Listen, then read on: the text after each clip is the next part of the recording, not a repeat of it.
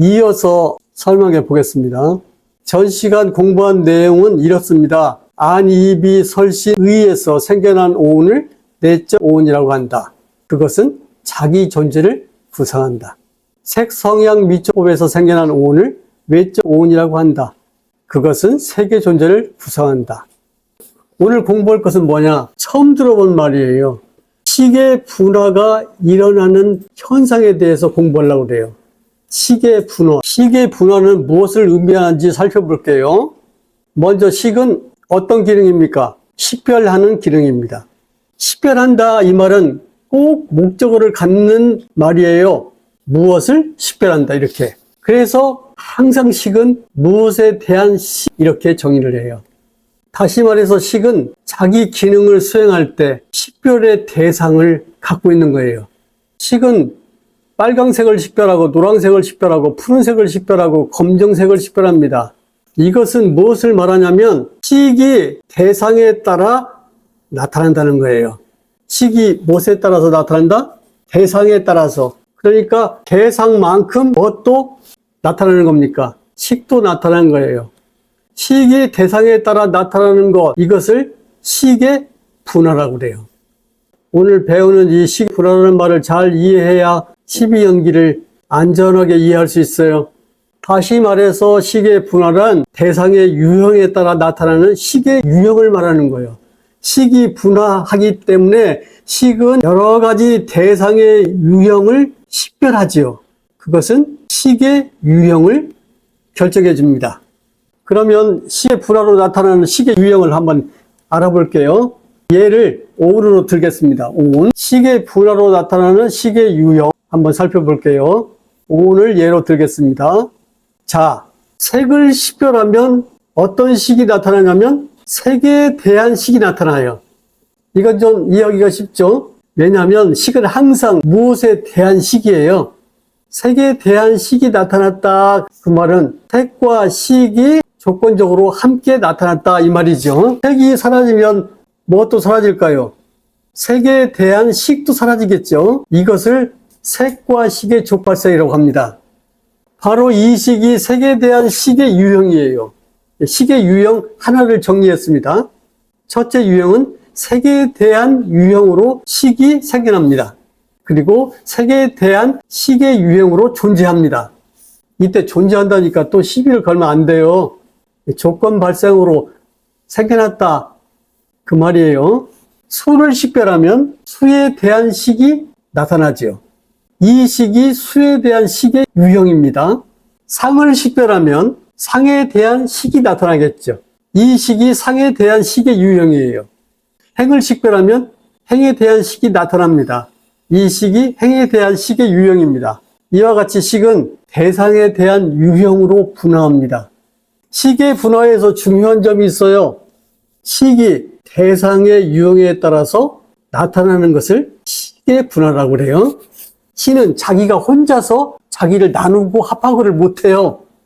이 말도 매우 중요합니다. 식은 자기 스스로 합하고 나누고 하는 것을 못해요.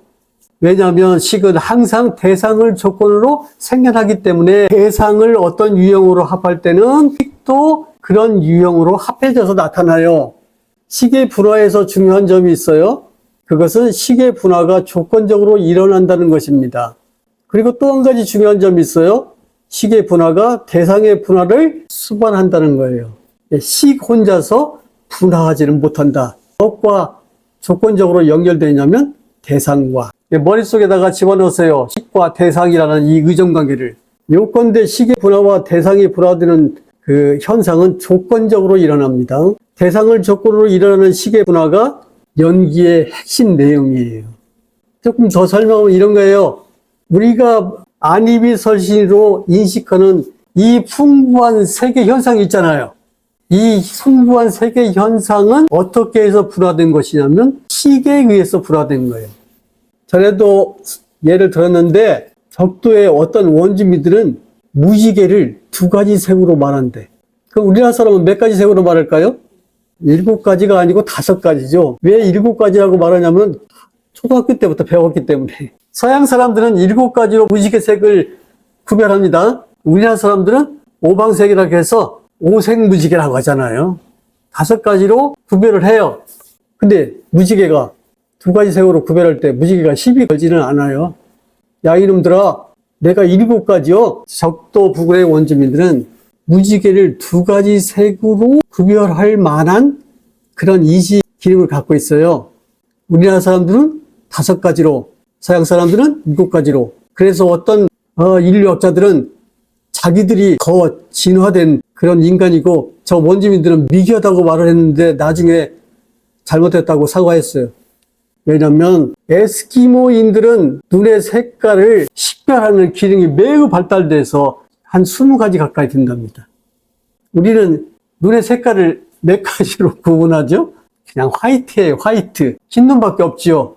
그렇다고 해서 에스키모인들이 눈 색깔을 이렇게 구별을 우리보다 세심하게 하니까 거기가 문명인이고 미개인입니까? 그거 아니에요. 왜 그래요? 뭐 때문에 식은 그런 구별 능력을 발달시켰을까요? 삶에 필요해서 그래요. 에스키모인들은 눈의 색깔을 보면서 일기예보를 한답니다. 이번 눈 보니까 올겨울에 엄청 눈이 많이 오겠어. 이런 색깔의 눈이 오면은 순록이 다 어느 쪽으로 가버리는데 올겨울에는 식량이 부족하겠구만 등등. 이렇게 시기 분화에 따라 대상 세계가 전개됩니다. 그러니까 시기 분화하지 않으면 여러 가지 대상의 세계가, 여러 가지 현상적인 세계가 전개가 안 돼요. 세계는 시기 분화 현상으로 나타난 것입니다. 실체의 분화 현상이 아닙니다. 세존의 위대함은 시기라는 인식의 기능을 통해서 존재의 원리를 발견하는 데 있어요. 즉, 모든 인식 기능은 시계 유형으로 포섭됩니다. 5는 일체의 존재를 구성하는 5가지 유형이지요. 세존께서는 색, 수상, 행식으로 일체를 구분하셨습니다. 이 구분은 식과 색, 수상, 행의 의존 관계로 구성됩니다. 의존이라는 말은 어떤 뜻이냐면 의지에서 존재한다 그런 뜻이에요. 그러니까 색, 수상, 행은 식에 의존해서 존재하고 식은 색, 수상, 행에 의존해서 존재한다 그런 뜻이에요. 여기서 식은 식별하는 기능이고 색, 수상, 행은 식별의 대상입니다. 이와 같이 식은 색에 대한 식, 수에 대한 식, 상에 대한 식, 행에 대한 식으로 분화하는데 이게 바로 식의 유형입니다. 이 분화 과정에서 식은 대상에 대한 식으로 이름 붙여지지요. 그러면 내적 오온과 외적 오온에 대한 식의 분화를 살펴볼게요. 이것이 오늘 공부의 핵심이에요. 내적 오온은 자기 존재를 구성하는 요소입니다. 내적 오온 가운데 식이 있죠. 이 식은 자기 존재를 대상으로 하는 자기 존재에 대한 식으로 나타나요. 이렇게 나타난 식을 뭐라고 하냐? 자기의식이라고 해요. 내적인 오온 속에 자기의식이 있어요. 이 자기의식은 내적인 오온 가운데 색, 수, 상, 행을 대상으로 삼아요. 외적인 오온은 세계의 존재를 구성하는 요소입니다. 외적인 오온 가운데 식이 있죠. 이 식은 세계 존재를 대상으로 하는 세계 존재에 대한 식으로 나타납니다. 이렇게 나타난 식을 세계의식이라고 합니다. 자기 존재와 세계 존재를 대상으로 하는 식이 자기의식이고 세계의식입니다. 이것이 2가지 유형으로 식이 분화하는 모습이에요.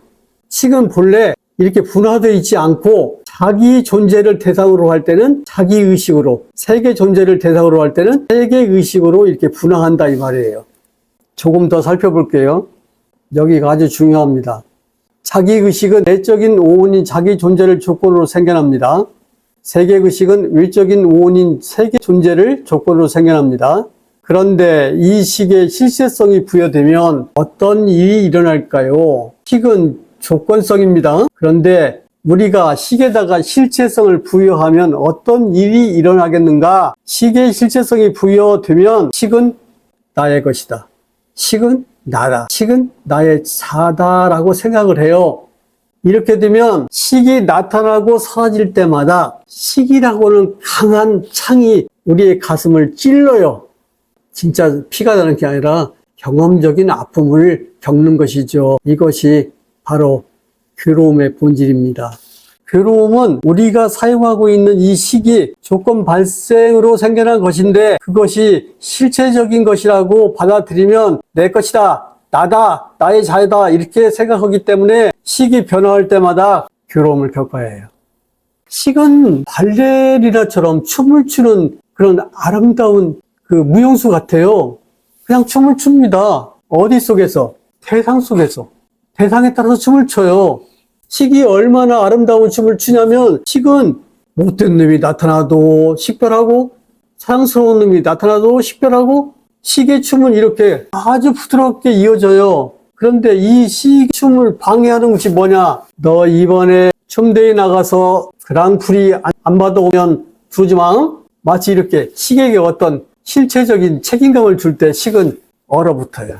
시험 보러 갈 때 아침에 엄마가 이렇게 말하면 되겠어요? 너 이번에 떨어지면 집에 들어오지 마, 이 자식아. 지겹다, 지겨워. 식은 조건적으로 발생합니다. 조건적으로 발생한 식은 경험을 산출해요. 그 경험은 식 조건 발생에 의해서 연속성을 갖습니다.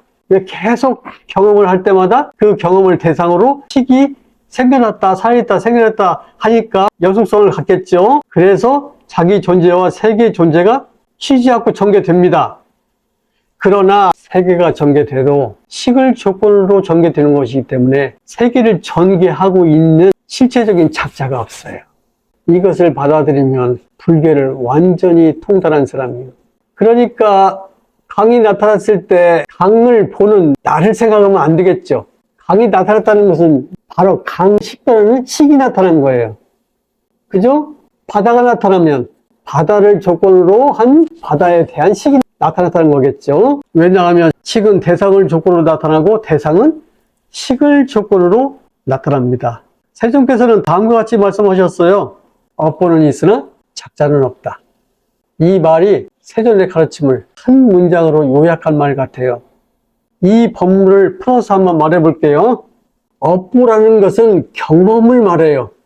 경험은 연속하죠. 날마다 우리가 행위를 하니까 그 행위의 결과로 나타나는 경험은 연속합니다. 업보라는 것은 죽어서 호랑이가 되고 죽어서 소가 되는 것으로 생각하면 안 돼요. 지금 여기서는 업보라는 것은 뭐예요? 업은 행위고 보는 행위의 결과를 말하는 거예요. 행위가 원인과 결과로 연결돼 가지고 경험을 산출한다는 말입니다. 지금 업보라고 하는 경험은 연속합니다. 그래서 경험적인 존재인 자기 존재와 세계 존재가 생겨나지요. 그러나 경험적인 존재는 어느 것도 실체적인 작자인 자아가 없다, 이런 뜻입니다. 경험도 경험적 자아도 조건 발생입니다. 이것이 무상과 무아의 세계입니다. 이것이 공성의 형식과 공상의 내용이 구성되는 이식의 세계입니다. 이것이 해탈한 인격이 살아가는 존재의 세계입니다. 마치겠습니다.